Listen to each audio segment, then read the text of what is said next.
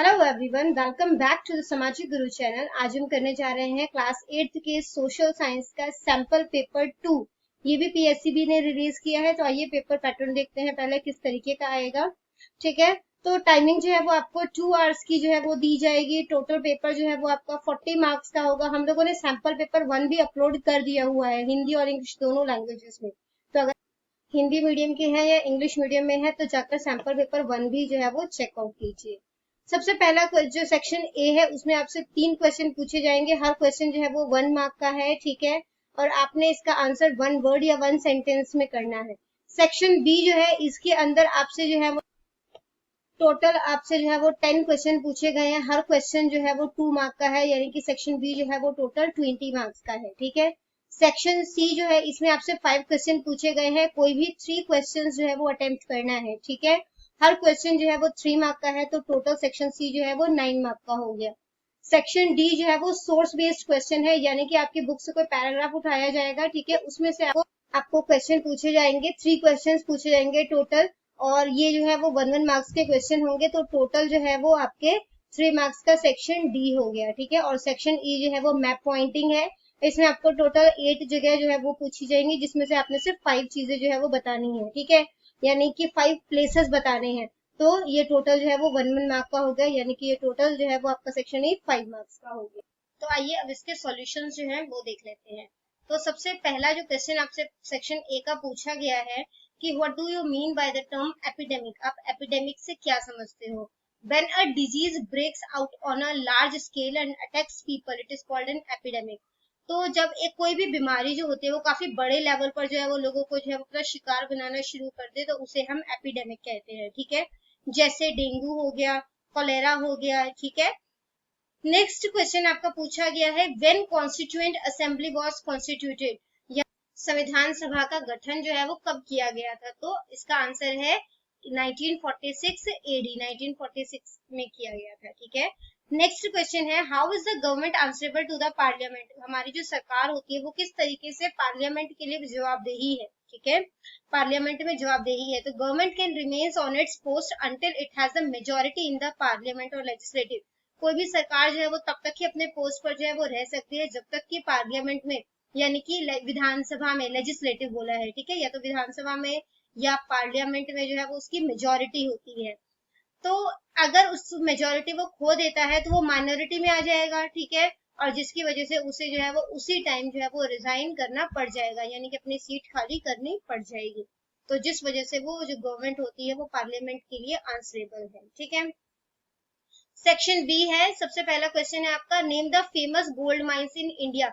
Gold mine India में कौन कौन से हैं उनके नाम बताओ। तो कोलर और हट्टी कर्नाटका में है, और रामगिरी आंध्र प्रदेश में है। ठीक है, what is an earthquake. Earthquake यानी कि भूचाल क्या है, भूकंप क्या है। हाउ इज इट मेजर्ड, इसे किस तरीके से नापा जाता है। The sudden shaking of the part of the earth is called an earthquake. तो अचानक से जब धरती हिल जाए तो उसे अर्थक्वेक बोलते हैं। ठीक है, इसकी इंटेंसिटी मतलब इसकी तीव्रता जो है वो रिक्टर स्केल में नापी जाती है, और किस इंस्ट्रूमेंट से नापी जाती है? इस इंस्ट्रूमेंट को हम क्या बोलते हैं? सिस्मोग्राफ। ठीक है, नेक्स्ट क्वेश्चन आपसे पूछा है how does the tsunami originate. Tsunami किस तरीके से जो है वो आता है? Tsunamis are high tidal wave. Tsunami जो होते हैं वो उच्च ज्वार जो है वो उसकी तरंगे होती हैं। ठीक है, these are cause due to submarine earthquake. और ये किस वजह से आता है? जब जो है वो समुद्र के नीचे जब भूचाल आ जाए तो उसकी वजह से जो है वो सुनामी आ सकती है, और इससे काफी ज्यादा जो है वो तबाही होती है। ठीक है, नेक्स्ट क्वेश्चन है in which language Raja Ram Mohan Roy was expert. Raja Ram Mohan Roy जो थे वो कौन सी लैंग्वेज में एक्सपर्ट थे? तो उनको बंगाली आती थी, पर्शियन आती थी, संस्कृत आती थी, उर्दू, इंग्लिश और ग्रीक लैंग्वेजेस जो है वो आती थी। When and by whom was the sati system was declared illegal। किसके द्वारा, ठीक है, और कब जो है वो सती सिस्टम को जो है वो इलीगल मतलब अवैध घोषित जो है वो किया गया, मतलब गैर कानूनी जो है वो घोषित किया गया। तो sati system was declared illegal by Lord William Bentinck in 1829 AD. ठीक है, लॉर्ड विलियम बेंटिक जो है उन्होंने इसको इलीगल घोषित करवाया था 1829 में। किसकी? क्योंकि राजा राम मोहन रॉय की कोशिशों की वजह से जो है वो करवाया था। ठीक है, next right in brief why caste system was targeted by the social reformer. जो समाज सुधारक थे, ठीक है, तो वो जो है वो हमेशा कास्ट सिस्टम को क्यों टारगेट जो है वो किया करते थे, इसको अपने ब्रीफ में बताना है। ठीक है, तो Brahmins were greatly respected in the caste based society but the condition of lower caste was very pitiable. तो मतलब कि जो जिस तरीके से हमारा जो समाज है वो चार जो है वो उसमें बट गया था, ठीक है, कह सकते हो ग्रुप्स में बट गया था, जिसमें जो है वो ब्राह्मण, क्षत्रिय, वैश्य और शूद्र होते थे, ठीक है। तो ब्राह्मण जो है उनको जो है वो सबसे हाई मतलब रिस्पेक्ट वाले जो है वो जगह माना जाता था, और जो लोअर कास्ट के लोग थे उनकी जो कंडीशन थी वो बहुत ही दयनीय थी। They were misbehave by everyone, उनको हर कोई जो है वो मिसबिहेव करता था। They were not allowed to keep social relation with the other people of upper class, तो वो जो अपर क्लास के लोग हैं उनसे जो है वो सोशल रिलेशन जो है वो नहीं रख सकते थे, ठीक है। उनको अनटचेबल्स यानी कि अछूत माना जाता था। इवन अगर इनकी परछाई जो है वो भी किसी और के ऊपर पड़ जाती थी तो इनको पनिशमेंट जो है वो दी जाती थी, ठीक है। इनका काम होता था क्लीनिंग, इनको मतलब मजबूर किया जाता था कि ये क्लीनिंग का काम करें, डेड एनिमल्स की जो डेड बॉडीज है ना, उसको जो है वो उठाएं, उनकी जो है वो स्किन निकालें, शूज बनाएं, लेदर मतलब कि लेदर जो है वो निकालें, और so to save these people from the atrocities of society, caste system was victimized by the social reformer। तो इनकी स्थिति को सुधारने के लिए जो है आप कह सकते हो कि सोशल रिफॉर्मर्स जो है वो इन्होंने कास्ट सिस्टम के ऊपर जो है वो टारगेट किया। नेक्स्ट क्वेश्चन है, when and by whom the first railway line was made in India, what was its route? सबसे पहला जो रेलवे लाइन है वो कब और कहाँ बनाया गया था और इसका रूट जो है वो क्या था? तो फर्स्ट रेलवे लाइन जो है वो लॉर्ड डलहौजी ने जो है वो बनवाया था, ठीक है। कब बनवाया? 1853 एडी में बनवाया। इसका रूट क्या था? बॉम्बे टू थाने सिटी, ठीक है। नेक्स्ट क्वेश्चन है आपका, who are government prosecutors? Government prosecutors जो है वो कौन होते हैं? तो गवर्नमेंट प्रोसिक्यूटर्स को हम लोग पब्लिक प्रोसिक्यूटर्स भी बोल सकते हैं। तो आपको ध्यान रखना है, अगर एग्जाम में गवर्नमेंट प्रोसिक्यूटर्स आए या पब्लिक प्रोसिक्यूटर्स आए तो आंसर जो है वो सेम ही होगा, ठीक है। तो public prosecutors are those lawyer who fight any case in favour of the government. तो पब्लिक प्रोसिक्यूटर कोई भी ऐसे लॉयर हो सकते हैं जो कि गवर्नमेंट के फेवर में जो है वो अपने कानून जो है मतलब कि केस जो है वो लड़ते हैं, ठीक है। Different type of public prosecutors are there for different type of suits. अब अलग अलग काम जो है मतलब कि कह सकते हो फील्ड के लिए अलग अलग जो है वो पब्लिक प्रोसिक्यूटर्स होते हैं। It means that there are different public prosecutors of cases like cases between government and government officials. अब देखो अलग अलग चीज जैसे कि गवर्नमेंट और गवर्नमेंट ऑफिशियल्स के बीच में अगर कोई विवाद हो जाए तो उसके लिए अलग प्रोसिक्यूटर होगा, पब्लिक प्रोसिक्यूटर होगा, ठीक है। पब्लिक प्रॉपर्टी के लिए, क्रिमिनल केसेस के लिए, ठीक है, सिविल केसेस के लिए जो है ये अलग अलग जो है वो यहाँ पे प्रोसिक्यूटर्स होंगे गवर्नमेंट के, वो होंगे। In all these cases public prosecutor stand in favour of the government. अभी इन सब केसेस में क्योंकि गवर्नमेंट प्रोसिक्यूटर है तो वो गवर्नमेंट के साथ जो है वो हमें गवर्नमेंट का साथ देंगे, ठीक है। And he defends the government in every case, और वो हर कंडीशन में गवर्नमेंट को जो है वो बचाने की कोशिश करेंगे। नेक्स्ट क्वेश्चन है, what are civil cases? Civil cases क्या होते हैं? तो सिविल केसेस जो होते हैं वो जनरल पब्लिक से जो है वो रिलेटेड होते हैं, ठीक है। इसके अंदर जो है वो फंडामेंटल राइट्स, जैसे कि जो फंडामेंटल राइट्स है सिटीजन के वो आ जाते हैं। मैरिज जो है उससे related cases, divorce, rape, property, land dispute, ये सारे जो केसेस होते हैं वो सिविल केसेस के अंदर आते हैं, जो कि हमारी पर्सनल लाइफ से जो है वो संबंधित होते हैं, ठीक है। नेक्स्ट क्वेश्चन पूछा है आपसे, what is meant by casteism and untouchability? Casteism से क्या समझते हो और अनटचेबिलिटी से क्या समझते हो? तो कास्टिज्म जो है वो एक डिस्क्रिमिनेशन होता है, ठीक है, यानी कि भेदभाव होता है जो कि कास्ट के आधार पर किसी के साथ किया जाए।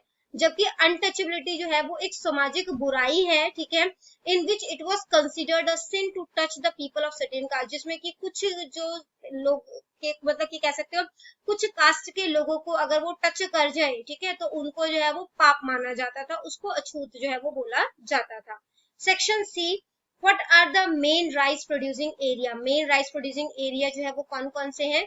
तो इंडिया में राइस जो है वो उत्तर प्रदेश, वेस्ट बंगाल, आंध्र प्रदेश में मिलता है। दूसरे जो और प्रोड्यूसर्स होंगे वो असम, तमिलनाडु, उड़ीसा और पंजाब है। पंजाब में कहाँ कहाँ पर राइस उगाया जाता है? अमृतसर, गुरदासपुर, फिरोजपुर, जलंधर, पटियाला और लुधियाना, ठीक है। नेक्स्ट क्वेश्चन आपसे पूछा गया है, right about production of T and coffee plant. T और कॉफी प्लांट के जो प्रोटेक्शन है, ठीक है, यानी कि उसकी देखरेख के बारे में जो है वो आपने बताना है। सबसे पहले हम टी जो है उसको देख लेते हैं। Tea plants are planted on cleared slope, ठीक है। तो ये जो है वो जहाँ पे स्लोप जो ढलान होती है उसको जो है क्लियर करके फिर इसको उगाया जाता है। So that on well drained slope water should not stand in the roots of plant, ताकि जो पानी है वो इसके रूट में जो है वो खड़ा ना रहे काफी देर तक, ठीक है, इसीलिए उसको ढाल पर जो है वो उगाया जाता है। फर्टिलाइजर्स का इस्तेमाल किया जाता है इसको उगाने के लिए, ठीक है। और टी प्लांट्स जो है उसकी प्रूनिंग की जाती है, मतलब कटाई छटाई की जाती है ताकि ये प्रॉपर तरीके से ग्रोथ कर सके। कॉफी की अगर हम बात करें तो कॉफी सैपलिंग जो होता है वो नर्सरी में उगाया जाता है, ठीक है, और इसको जो है उसके बाद जो है वो ट्रांसप्लांट किया जाता है फील्ड में, ठीक है, यानी कि पहले नर्सरी में उगाकर फिर इसकी जो है वो जो पौधे होते हैं छोटे छोटे वो जो है वो खेतों में लगाए जाते हैं।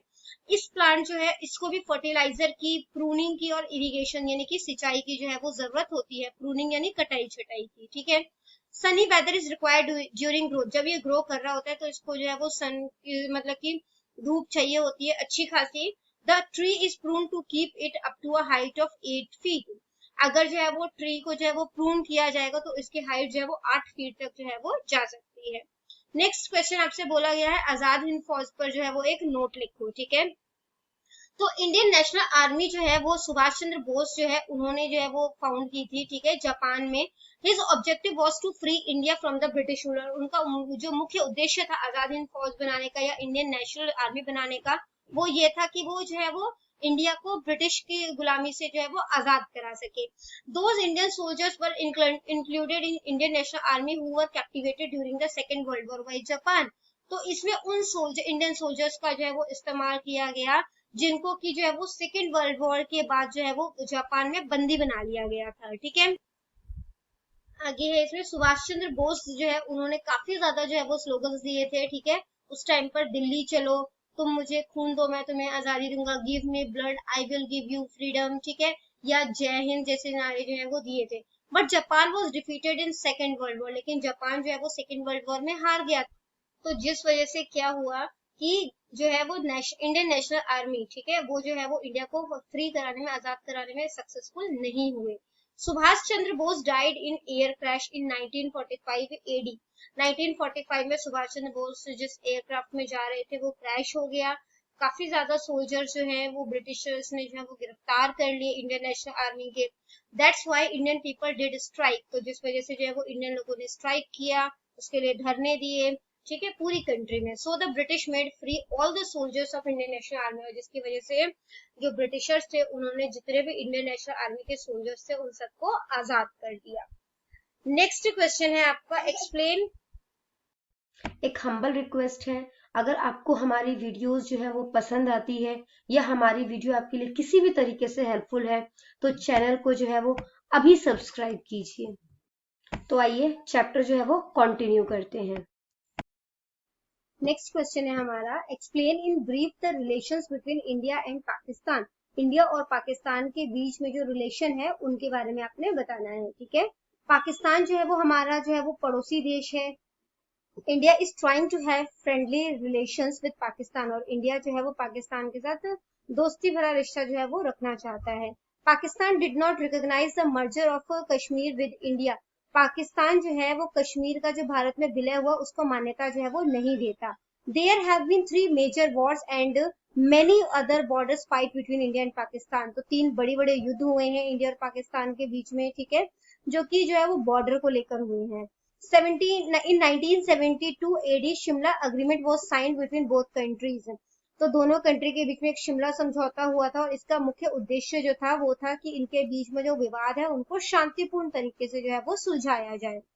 हाल ही में जो है वो कुछ बस सर्विसेज और रेल सर्विसेज जो है वो स्टार्ट की गई है ताकि इन दोनों कंट्री के बीच में जो है वो अच्छे रिलेशन बने। अब friendly relation has been established between the people of these two country, और बस सर्विस और रेल सर्विस जब स्टार्ट किया इन्होंने तो वहां के लोगों के बीच में और दोनों कंट्रियों के बीच में जो एक अच्छे दोस्ती भरे रिश्ते जो है वो जो है स्टैब्लिश करने में हम लोग कामयाब रहे हैं। नेक्स्ट क्वेश्चन है right the composition of Indian parliament, Indian parliament के कंपोजिशन यानी किस तरीके से उसका निर्माण हुआ है, ठीक है, क्या क्या चीजें होती है उसके अंदर, तो वो चीजें आपने बतानी है यहाँ पर। तो इसके 2 हाउसेस होते हैं, लोकसभा और राज्यसभा, ठीक है। तो जो लोकसभा होता है जैसा कि नाम से पता चल रहा है लोगों की सभा है ना, लोक मतलब लोग, सभा लोगों की सभा, तो हाउस ऑफ द पीपल, ठीक है। तो लोकसभा जो होता है यहाँ पर हम लोग डायरेक्टली जो है वो मेंबर्स को चुनकर जो है वो भेजते हैं। इसमें जो मैक्सिमम नंबर हो सकते हैं वो 545 हो सकते हैं, ठीक है। दिस हाउस में B dissolve by the president under certain rules, और इस हाउस को लोकसभा को राष्ट्रपति जो है वो कि मतलब कि किसी कह सकते हो कि कोई फिक्स कंडीशंस होती है उसके अंदर जो है अगर ये जो आते हैं तो इसको जो है वो डिसॉल्व कर सकता है, मतलब इस लोकसभा को भंग कर सकता है, ठीक है।